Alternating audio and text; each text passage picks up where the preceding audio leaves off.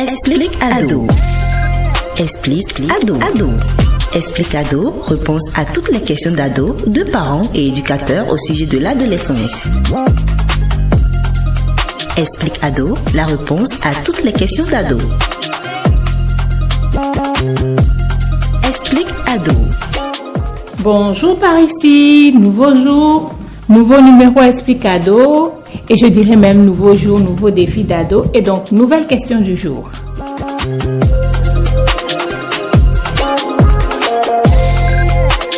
Alors, dis-moi Tati Sandy, est-ce que lorsqu'on n'a pas de chance dans une relation, on doit continuer à croire que ça va s'améliorer?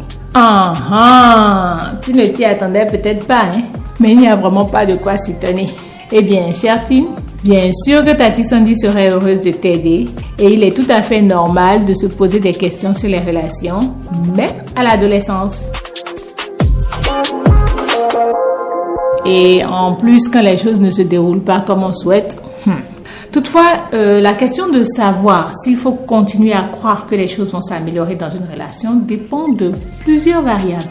On peut parler de la nature de la relation, des problèmes rencontrés, des efforts investis dans la relation et aussi des sentiments impliqués.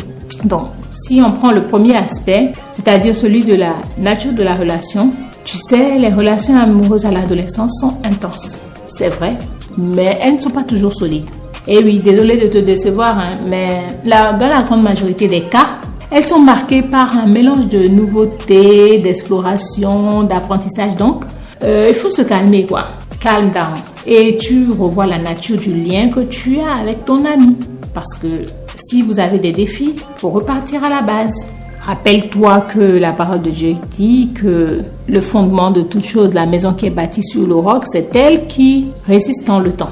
Donc, revois la nature du lien que vous avez. Ensuite, quel type de défi vous traversez à votre âge pour que tu affirmes déjà tout de suite que tu n'as pas de chance? Parce que, à fait de chance là, moi je reprends tes mots. Sinon, si tu es un teen, tu es un ado, fin irresponsable et que tu es en plus chrétien, tu dois comprendre que tu ne vis pas la chance, mais tu expérimentes la grâce. C'est-à-dire que Dieu t'envoie la bonne personne au moment où il sait que tu as fini ta préparation pour la vie à deux. Donc, je ne sais pas les critères sur lesquels tu te bases, mais il faut que tu saches. 1. Si tu es prêt pour une telle relation. Et 2. Si tu as appris la vie de Dieu sur le sujet.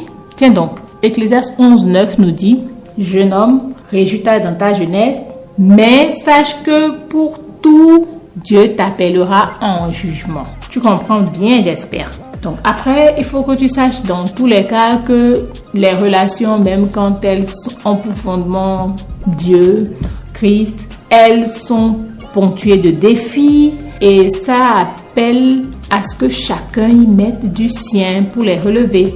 Donc, c'est à toi-même d'apprécier les efforts que tu investis dans la relation avec ton ami.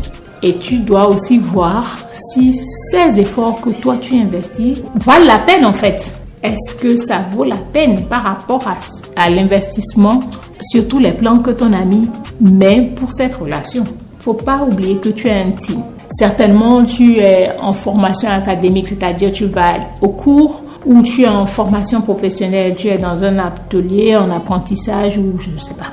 Mais est-ce que la relation que tu vis là actuellement et pour laquelle tu te prends la tête porte réellement du fruit dans tous les domaines de ta vie?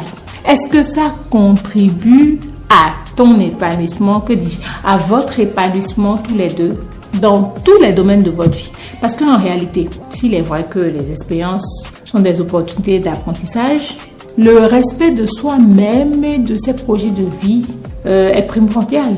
Je ne sais pas si tu vois ce que je dis. Tu dois réévaluer tes sentiments en fait.